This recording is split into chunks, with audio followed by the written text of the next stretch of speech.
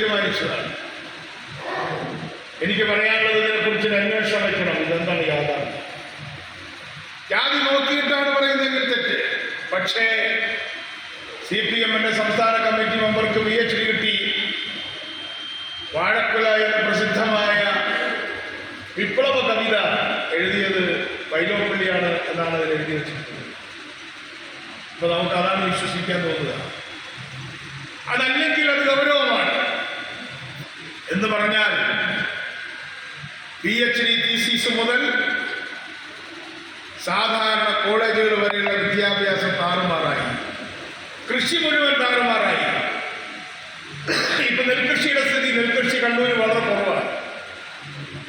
പെരുമ്പറയടിക്കാണ് കേന്ദ്രം ഞങ്ങൾക്കൊന്നും തരുന്നില്ല. പക്ഷേ 20 രൂപ കേന്ദ്രം നൽകിയപ്പോൾ 8 രൂപയാണ്. 8 രൂപ 20 പൈസ കേരളം കൊടുത്തു.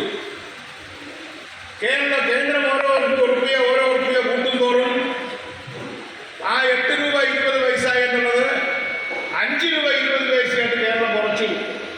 കൂട്ടിയത് കേരളം കുറച്ചു. സംസ്ഥാന വീതം കുറച്ചു. ഇപ്പോൾ സംസ്ഥാന വീതം കൂട്ടി 1 ഉറുപ്പിക കൂട്ടി. 6.20 പണ്ട് 8.20 ആയിരുന്നു. 1 കിലോ നെല്ലിന് നമ്മൾ ഇറങ്ങിപ്പോകുന്ന സമയത്ത് 8 രൂപ 20 പൈസ കൊടുത്തിരുന്നുവെങ്കിൽ, സംസ്ഥാനം കൊടുത്തിരുന്നെങ്കിൽ, പിണറായി ഗവൺമെന്റ് 5 രൂപ 20 പൈസയാണ് കഴിഞ്ഞാൽ കൊടുത്തത്. കൊടുക്കുന്നുമില്ല.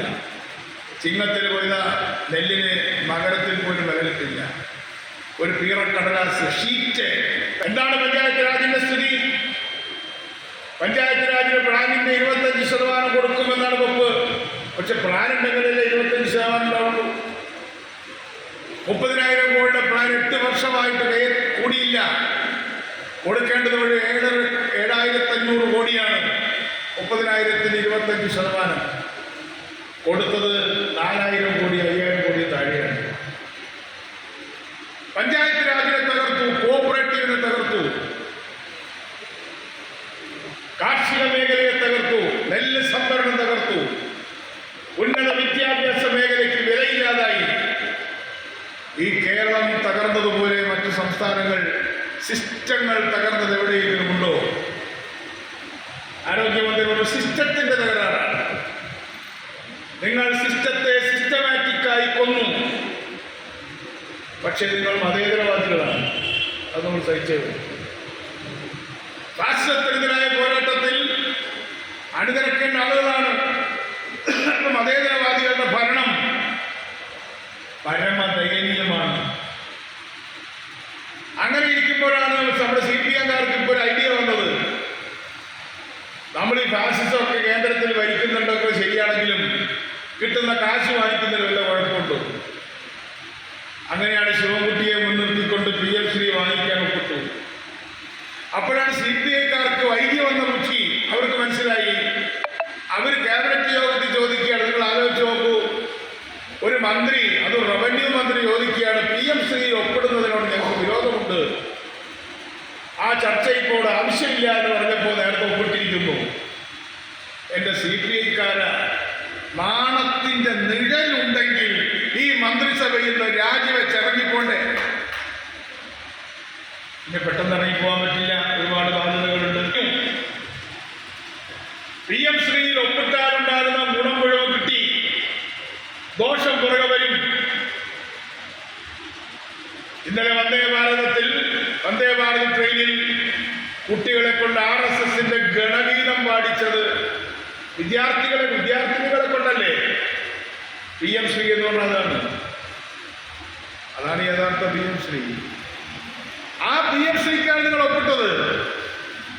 കുട്ടികളെ യൂണിഫോം ഇട്ട് RSSന്റെ ഗണഗീതം പാടി. ആ ഗണഗീതത്തിന്റെ വരികളിൽ എന്തുണ്ട് എന്നുള്ളതല്ല, RSSന്റെ ഗണഗീതം ഒരു ട്രെയിനിന്റെ ഉദ്ഘാടനത്തിന് പാടിക്കുക എന്ന് പറഞ്ഞത് ഇതിലും അധികം അഹങ്കാരമായിട്ട് എന്തെങ്കിലും ഉണ്ടോ? നടന്നത് അവിടെ UP-യിലല്ല, നടന്നത് എറണാകുളത്താണ്. ഇപ്പൊ ശിവൻകുട്ടി പറയാണ് ഞാനിത് പരിശോധിച്ചിട്ട് വലിയ കാര്യമൊന്നുമില്ല. മതേതരവാദികളെ ചൂണ്ടിക്കാണിച്ചുകൊണ്ട് ഇതാ ഇവരുടെ പെണ്ണ് ഞങ്ങൾ കൊണ്ടുവരുന്നു എന്ന് പറഞ്ഞാൽ ആളുകൾ CPI-യും തമ്മിൽ സംഘർഷമാണെന്ന വിവരം ബീഹാറിനെ അറിയിച്ചു. ബീഹാറിൽ ചരിത്ര പ്രസിദ്ധമായി രാഷ്ട്രത്തിനോട് കണക്ക് പറയുന്ന ഈ തെരഞ്ഞെടുപ്പിൽ